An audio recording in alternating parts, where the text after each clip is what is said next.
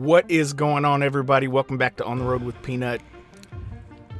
As you can tell from the title, I'm going to be talking about the miles and the home time over at National Carriers. Now, I know that, and you all know that I no longer work there. I'm no longer a part of National Carriers. However, the reason that I'm talking about this again, specifically the miles, is because in the last video that I made, where I showed you on my spreadsheet how I tracked my miles every week, I told you that I made I basically got an average of 2,609 miles a week in my first year at National Carriers.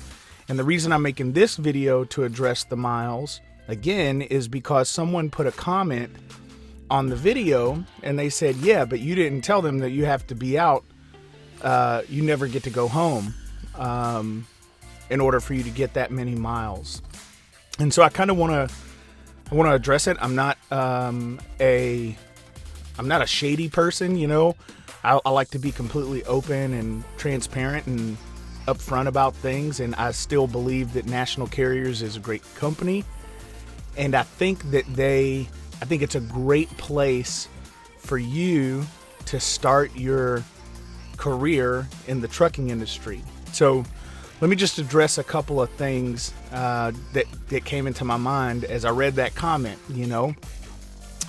So the first thing is, number one, it was my first year in the industry, and I did average 2,609 miles in the first year. And in order to do that, I did drive quite a bit, right? I was out on the road quite a bit. However, I would say this, if you're in your first year right out of trucking school, you don't really have a barometer for what is being out on the road too much. You don't have anything to compare that to because you've never been in this industry before. So for me, that I use that to my advantage. I asked to go home when I got tired. when I was like, man, I'm mentally drained, or you know, I need some away time. That's it. For me, that's what I did, right? Now, for you, that may be more than what I went home, but National Carriers, from my perspective, did not ever one time when I requested to go home, not one time did they tell me no, and not one time was I not at home on the day and at the time that I requested. Not one time. One way that I know that National Carriers does a very good job in treating their employees like family is the home time, because I did like to run, right? I like to be out on the road. And there were multiple times we have in the business what's called a repower, right? Meaning one driver starts the load out, they can't finish the load, another driver gets called in to continue the transition of that freight from point A to point B, right? So there were multiple times in my time over at National Carriers where I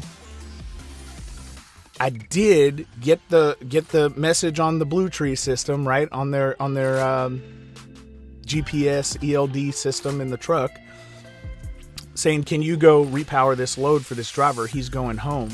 She's going home. This husband and wife, they need to be home. And I would repower the load, and I was always available. So one, you could say, I recognize that as National Carriers working very hard to get drivers home, meaning they'll call in another team member that hasn't requested time off to make sure that the driver that has requested time off gets there, right? And number two, I view that as I was always available, which you could say that the reason I got 2,600 miles a week, why I averaged 2,600 miles a week in my first year, that it was because I was always out on the road, right, and never went home. But I would say that this is actually one of the reasons why I got 2,609 miles in my first year, average, right, every week. It's because I was always available And I was always willing to be the guy that helped the team out, worked with the team, right? So you could look at it both ways, I guess. And finally, I just want to throw this out there. And this is just me. If you've been watching my channel, you know that I'm a dreamer. I like to dream big dreams and think big, and I'm a very positive guy, and it's really difficult to get me in a bad mood, you know? And so I'm not in a bad mood right now, by the way. That's not where I was going with that. Where I was going, or where I'm going with this, is that my goals are very specific to my life and what I want to do and where I want to go. And that was the case in my first year driving with national carriers, right? When I got into the business, I knew after crunching the numbers that I wanted to take the next step to being an owner operator. I had very specific goals in mind. I want to pay off a certain amount of debt. It wasn't like I want to pay off some debt. It was, I'm gonna crush this debt. And in having those goals, you know, I made some really challenging decisions, which if you go watch my other video on how I started a $200,000 trucking company with basically zero debt, you'll see some of this in there. I explain it a little bit. But I knew that I wanted to make a lot of money. I wanted to break the $100,000 a year barrier for my family. That's never been done by anybody in my family. I'm the first person to even attempt to make a go at it. And so I wanted to do that, but I knew that I needed to have the right foundation, right? So I needed to pay off debt. I needed to make some radical choices. And it's not that I did not go home. I did go home. I took time off. I would argue, just to be honest, that I had probably a day and a half off a week. Day and a half, sometimes maybe 2 or 3 days. I mean, it really did. It did work out that way. I don't have children. I don't have a wife. It is what it is, right? So my scenario is a little bit different, but I do think it has more to do with what my goals were. I was willing to pay the cost up front for a short amount of time for the things that I wanted to do later on in life, right?